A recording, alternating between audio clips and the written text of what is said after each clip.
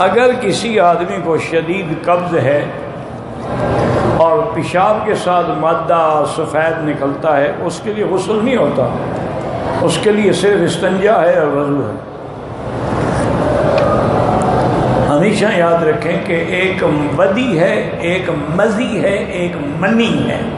منی جب نکلے تو پھر غسل ہوتا ہے، اور منی کے نکلنے کا معنی یہ ہے کہ شہوت سے نکلے اور ٹپک کے نکلے اور اس کے بعد وہ عضو جو ہے وہ مر جائے، یہ منی۔ باقی لیسدار مادہ پیشاب سے پہلے آ گیا، بعد میں آ گیا، قبض کی شدت سے زور لگایا تو وہ مادہ آ گیا، یہ اس سے استنجا ہے، غسل نہیں۔ میرا باپ اسماعیلی فرقے سے تعلق رکھتا ہے، میں اہل سنت ہوں، میرے باپ ناراض ہوتے ہیں تو کوئی بات نہیں، آپ پر بھی ابراہیم علیہ السلام والا امتحان ہے نا، ان کے باپ کافر تھے اور بیٹا پیغمبر تھا، تو دیکھا نہیں کہ وہ رات دن اسی بات پہ مناظرے ہوتے تھے۔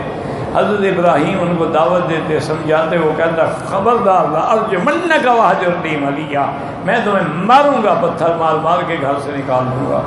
تو تم بھی اس امتحان سے گزر رہے ہو، باپ کافر ہو، اسماعیلی ہو، کوئی ہو، تم احترام کرتے ہو، باقی اللہ سے دعا بھی اس کی ہدایت کی کرتے رہو کہ اللہ ہدایت دے دے۔ وما ذلک علی اللہ بعزیز۔ حج فرض کیوں ہوا؟ اللہ نے فرض کیا۔ پھر آپ کہیں گے نماز فرض کیوں ہوئی؟ میں اگر آپ سے پوچھوں کہ آپ پیدا کیوں ہوئے، نہیں، اگر آپ نہ آتے تو کیا دنیا میں کوئی کمی آ جاتی؟ اللہ نے اپنے گھر کی عظمت کے لیے حج کو فرض کیا کہ للہ علی الناس حج البیت من استطاع الیہ سبیلا۔ پہلے گھر بنا، پھر اللہ نے ابراہیم کو حکم دیا اذن فی الناس بالحج یاتوک رجالا، اعلان کر دو اللہ کا گھر بن گیا، اب لوگ حج کے لیے آؤ۔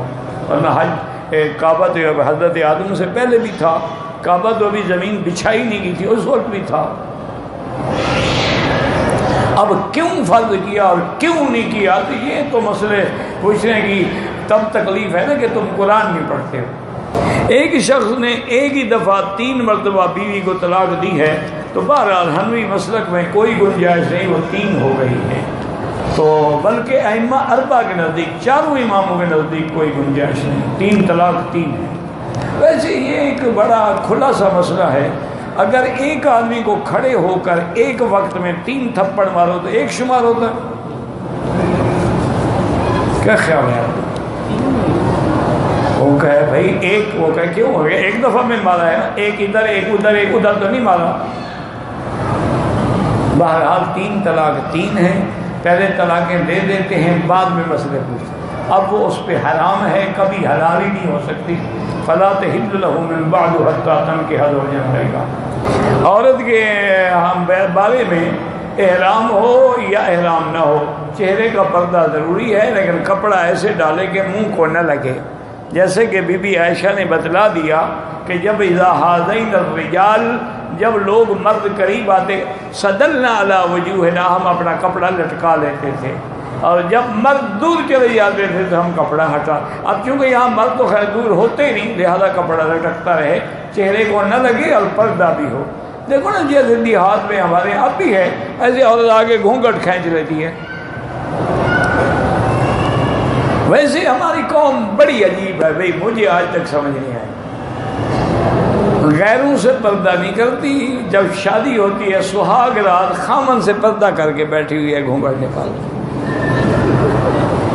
کیوں ہو جی، منہ دکھائی، پیسے دے تو کام کر چلے۔ یہ کون سی رسم ہے جناب؟ قرآن میں ہے، حدیث میں ہے، بی بی عائشہ نے گھونگھٹ نکالا تھا، بی بی فاطمہ نے، کس نے؟ کیوں ہندوؤں کے پیچھے چل پڑے ہو؟ وہ بیچارہ مارا گارا آتا ہے کہ جا کے منہ دیکھوں گا، وہ کہتے جی پہلے مال نکالو۔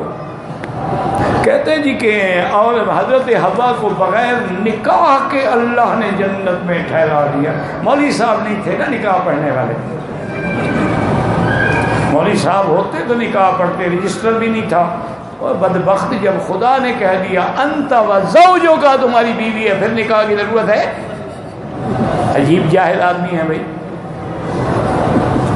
یہ جو ہمارے نکاح ہیں اللہ کے حکم سے ہیں، اس کے حکم سے اگر ایجاب و قبول سے عورت حلال ہو جاتی ہے، جب وہ حکم دینے والا، پیدا کرنے والا کہہ دے تیری بیوی ہے، پھر کس نکاح کی ضرورت ہے جناب؟ بس بیٹھے ہیں، چلو بھائی مفت کا مولوی ہے، تنگ کر سکتے ہو، کرتے رہو، پوچھتے رہو، اگر تمہیں تمہاری ماں کا نکاح نہ ہوا پر تم حلالی ہو؟ نہیں، اگر بیوی حبا کا نکاح تم نہیں مانتے پھر تم کیسے حلالی ہو گئے؟ ماں کا نکاح تو صحیح نہ رہا۔ اب بے وقوف آدمی، وہاں آسمانوں میں نکاح کی کیا ضرورت ہے جب اللہ نے خود حکم دے دیا یا آدم اسکن انت وزوجک الجنہ۔ یہی حکمت ہے نا، اللہ نے یہ نہیں کہا انت و حوا، آدم کا اللہ نے نام لیا، حوا کا نام نہیں لیا، زوج تیری بیوی۔ اور یہاں سے یہ مسئلہ بھی نکلا کہ بیوی کا نام نہ لیا کرو، اس کے نام پر بھی پردہ رکھا کرو،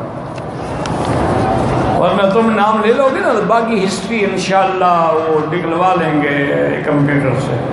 کسی سید یا پیر سے جا کے حساب کروانا بالکل کفر اور شرک کے زمرے میں لے جاتا ہے۔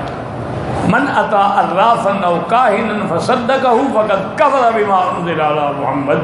حضرت پاک نے فرمایا جو کاہن نجومیوں کے پاس جائیں کہ جی ہمارا فال نکال کے حال حوال بتلاؤ، اس نے اللہ کے قرآن سے کفر کیا۔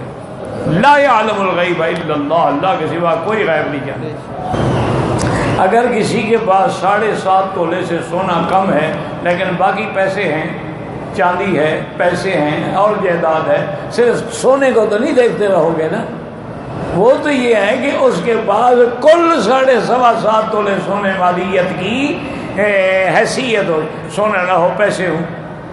اچھا 3 تولے سونا ہے اور 10 باقی چاندی ہے، 3 تولے سونا ہے اور گھر میں 10,000 روپے بھی پڑے، زکوٰۃ ہوگی 2.5% حساب کر کے سب کو دیں گے۔